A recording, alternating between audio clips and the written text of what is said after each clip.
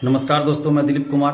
दोस्तों, जैसा कि आप सभी को पता है कि 23 सितंबर को पटना में एक महा छात्र आंदोलन होने जा रहा है और ये छात्र आंदोलन बीएसएससी प्रथम इंटर स्तरीय बहाली को जल्द पूरा कराने की मांग को लेकर हो रहा है। और हम लोग के आंदोलन का जो मांग था कि काउंसलिंग की तिथि से संबंधित नोटिस जारी किया जाए, तो बीएसएससी ने आंदोलन से पहले ही आंदोलन के दबाव में आकर रविवार को ही एक नोटिस जारी कर दिया और बताया कि नवंबर प्रथम सप्ताह में काउंसलिंग शुरू होगी। और इसके अलावे नोटिस में एक और बात थी कि 1218 नए अभ्यर्थियों को पीटी पास किया गया और उनकी मुख्य परीक्षा होगी। तो बीएसएससी को अब ये जवाब देना पड़ेगा कि आखिर ये अभ्यर्थी कहां से अचानक आ गए। और बीएसएससी ने जो कहा है कि तकनीकी भूल के चलते ऐसा हुआ है और काउंसलिंग के लिए डाटा चेक हो रहा था, तब ये गलती नजर आई है। तो आखिर काउंसलिंग के लिए डाटा चेक किसका किया गया? काउंसलिंग के लिए डाटा चेक तो होगा किसका? जो मुख्य परीक्षा पास किए हैं। पीटी फेल वाले का तो डाटा चेक नहीं होगा। तो कहीं ना कहीं बीएसएससी की मंशा पे ये संदेह पैदा करता है। और क्या पता ये फर्जी स्टूडेंट है या सही स्टूडेंट है, ये तो कहना मुश्किल है। ये कोई नहीं कह सकता कि ये स्टूडेंट सही है या फर्जी है, पैसा लेके इन लोगों को अंदर किया गया है या सचमुच तकनीकी भूल हुई है आयोग से। तो ये तो कोई कह नहीं सकता अभी, ये तो जांच का विषय है। तो इसलिए इस पे एक उच्च स्तरीय जांच होनी चाहिए।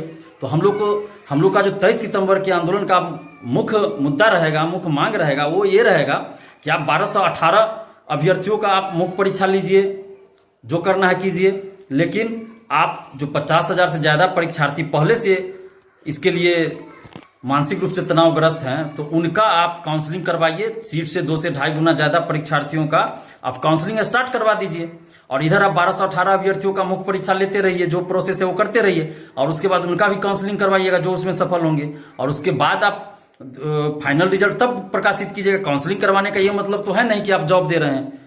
तो अभी आप जिन लोगों का मुख्य परीक्षा हो चुका है, टाइपिंग टेस्ट हो चुका है, फिजिकल हो चुका है, तो उन 50,000 से ज्यादा अभ्यर्थियों को क्यों मानसिक रूप से प्रताड़ित किया जा रहा है? तो सीट से 2 से 2.5 गुना लोगों का आप काउंसलिंग करवा लीजिए और बाकी जो ये 1218 अभ्यर्थी इनमें से जो सफल होंगे उनका फिर काउंसलिंग करवाइएगा और उसके बाद आप फाइनल मेरिट निकालिएगा। काउंसलिंग करवाने का ये मतलब नहीं है कि आप जॉब दे रहे हैं। तो इसीलिए अब हम लोग का जो डिमांड बीएसएससी से पहले था, वो डिमांड अब बीएसएससी से तो रहेगा ही, लेकिन इसके अलावा अब हम लोग का डिमांड बिहार सरकार से भी है। और अब हम इस मुद्दे को नेशनल स्तर पे उठाना चाहते हैं। अभी तक क्या हो रहा है कि लोकल यूट्यूब के जरिए ही ये मुद्दा उठ रहा है, लोकल टीवी चैनल भी इस मुद्दे को नहीं उठा रहे हैं।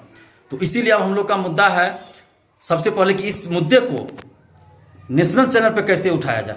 तो इसलिए हमने कल जो भी बीएसएससी के आंदोलन में शुरू से सक्रिय रहे हैं उन सभी लोगों से कल हमने बात किया दिन भर। उसके बाद सर्वसम्मति से यह फैसला लिया गया है कि आंदोलन ऐसी जगह हो जहां से इस मुद्दे को नेशनल स्तर पे उठाया जा सके। तो बीएसएससी ऑफिस जब हम लोग आंदोलन करते हैं तो वहां पे नेशनल चैनल वाले नहीं आते हैं, लोकल टीवी चैनल वाले भी नहीं आते हैं, सिर्फ यूट्यूब वाले आते हैं।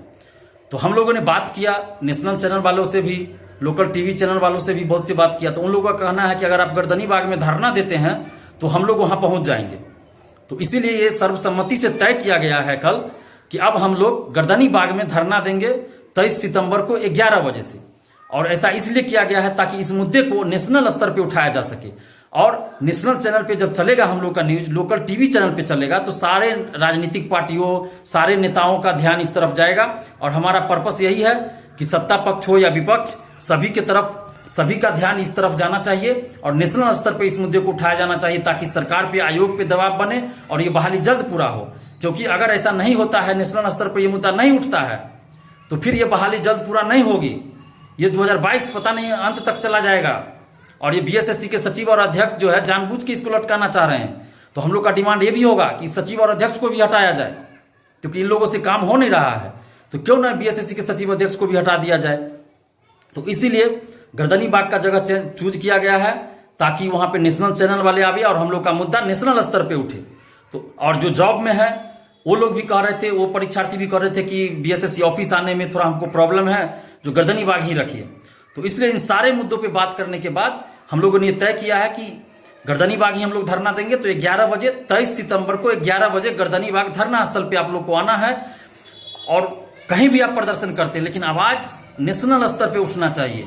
तो इसीलिए हम लोगों ने गर्दनी बाग का स्थल अब चूज कर लिया है। पहले तो बीएसएससी ऑफिस ही करना था, लेकिन जब ये नोटिस जारी हो गया है कि बीएसएससी अब ये कहेगी, अब अगर बीएसएससी ऑफिस आप जाते हैं आंदोलन के लिए तो बीएसएससी सीधा कहेगी कि हमने तो नोटिस जारी कर दिया आपके आंदोलन से पहले ही, जो आपका डिमांड था आंदोलन का कि काउंसलिंग का डेट घोषित कीजिए, तो हमने काउंसलिंग का डेट तो बता दिया है, आंदोलन से पहले ही बता दिया। तो बीएसएससी कहेगी कि ये आंदोलन गलत है।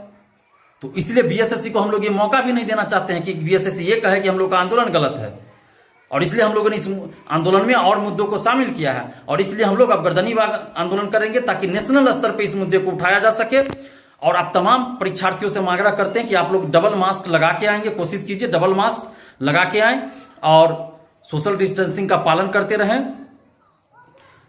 सोशल डिस्टेंसिंग का पालन करना जरूरी है। और 23 सितंबर को गर्दनीबाग धरना स्थल पे 11 बजे तक पहुंच जाना है। और हम तमाम परीक्षार्थियों से, तमाम छात्र छात्राओं से अपील कर रहे हैं। कल बहुत सारी छात्राओं ने भी हमें फोन किया कि वो बोली कि सर हम लोग आ रहे हैं, तो बहुत अच्छा लगा हमें भी कि छात्राएं भी आ रही हैं। तो जो भी छात्राएं ये सोच रही हो कि हम जाएं कि ना जाएं, तो प्लीज आप लोग आइए, क्योंकि बहुत सारी छात्राओं ने हमें फोन किया, वो लोग आ रही हैं, तो आप अकेली नहीं रहेंगी, बहुत सारी छात्राएं रहेंगी, आप आइए। और बिहार के जितने भी अभ्यर्थी है, चाहे वो सिपाही भर्ती के हो, बीएसएससी के हो, बीपीएससी के हो, दरोगा भर्ती के हो, अमीन बहाली के हो, या टीटीएस टीटी शिक्षक बहाली हो, सभी लोग से हम अपील कर रहे हैं कि आप एकजुट होइए। अलग अलग लड़िएगा तो ये सरकार और आयोग हमारी आवाज को दबाने की कोशिश करती है, तो इसलिए आप एकजुट होकर लड़ाई लड़ना पड़ेगा। और आप सभी से हम अपील कर रहे हैं कि 23 सितंबर को 11 बजे गर्दनीबाग धरना स्थल जरूर पहुंचिए, क्योंकि अब मिलकर हम लोगों को लड़ना होगा। और अगर किन्हीं को किसी तरह का समस्या हो आने में, वहां गर्दनीबाग पहुंचने में, या फिर कोई पूछताछ करनी हो, कोई भी जानकारी लेनी हो, तो आप हमें फोन कर सकते हैं। मेरा मोबाइल नंबर है 7282005656। आप इस पे हमें बेहिचक फोन कर सकते हैं। और तमाम परीक्षार्थियों से हम आग्रह करें कि प्लीज आप लोग 11 बजे तक आ जाइए। 11 बजे तक 23 सितंबर को 11 बजे तक गर्दनीबाग धरना स्थल आप लोग जरूर आ जाइए। और ये बहुत सोच समझ के एक ठोस रणनीति के तहत गर्दनीबाग का चयन किया गया है। तो आप लोग इस पे थोड़ा सा सोचिएगा कि क्यों गर्दनीबाग रखा गया है। बहुत प्लानिंग के साथ गर्दनीबाग का जगह रखा गया है, और हम चाहते हैं कि इस मुद्दे को नेशनल स्तर पे उठाएं। तो आप लोग प्लीज गर्दनीबाग जरूर आइए। धन्यवाद, जय हिंद।